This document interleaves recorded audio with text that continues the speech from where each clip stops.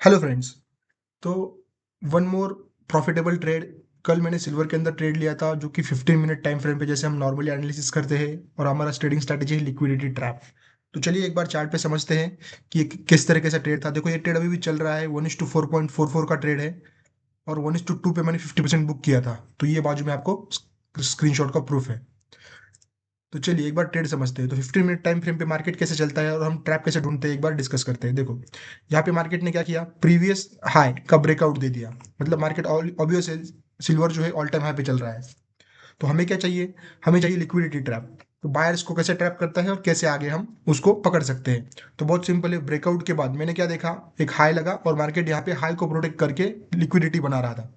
तो ये सभी वायर्स का स्टॉप लॉस कहाँ होगा, ये ब्रेकआउट के बाद जो रेड कैंडल है फर्स्ट वाली, जहां से डल लिक्विडिटी स्टार्ट हो गई, वही मेरे अपने लिए बेस्ट एंट्री रहता है।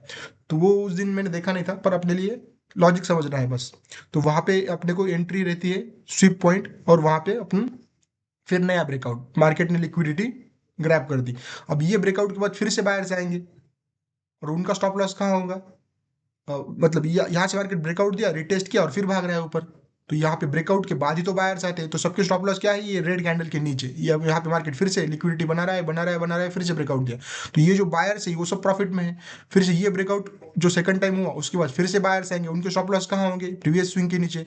जो यहाँ एंटर किए थे उनके स्टॉप लॉस कहाँ होंगे, इसके नीचे। तो बहुत सिंपल से एंट्री है। एंट्री कहाँ लेनी है, जैसे कि हम नॉर्मल देखो, हमारे पास लिक्विडिटी स्विप पॉइंट है, तो उसके बाद राइट साइड वाला फर्स्ट स्विंग लो इज अपना एंट्री, ब्रेकआउट के बाद वाला फर्स्ट फर्स्ट लो। तो वहां पे एंट्री, नीचे का स्टॉप लॉस, फिर से मार्केट ऊपर ऑल टाइम हाई है तो पार्शियल बुक करो 1:2 पे, बाकी होल्ड करो, सिमिलर स्ट्रैटेजी। फिर से मैंने क्या देखा, देखो यहाँ पे फिर से ब्रेकआउट बना, ब्रेकआउट के बाद रिटेस्ट और फिर से डन लिक्विडिटी। फिर से जो हाई लगा है उसको, हाई को रिस्पेक्ट करके मार्केट फिर यहाँ पे लोअर लो, लोअर हाई, लोअर लो, लोअर हाई, इस तरीके से आ रहा है। तो हमें क्या करना है, ब्रेकआउट के बाद वाला फर्स्ट लो, वहां पे एंट्री लो।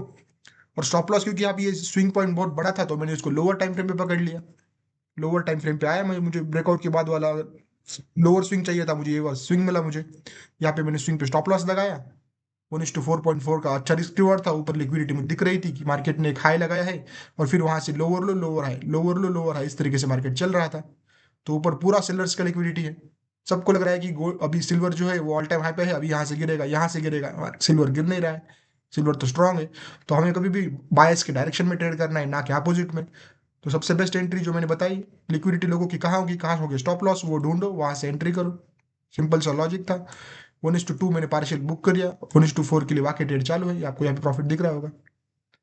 एवरी डे सेम लॉजिक, बिल्कुल भी स्ट्रैटेजी चेंज नहीं करनी। हर रोज सेम कंसेप्ट अप्लाई करना है, चाहे करेंसी हो, चाहे इंडेक्स हो, कुछ भी हो। Thank you.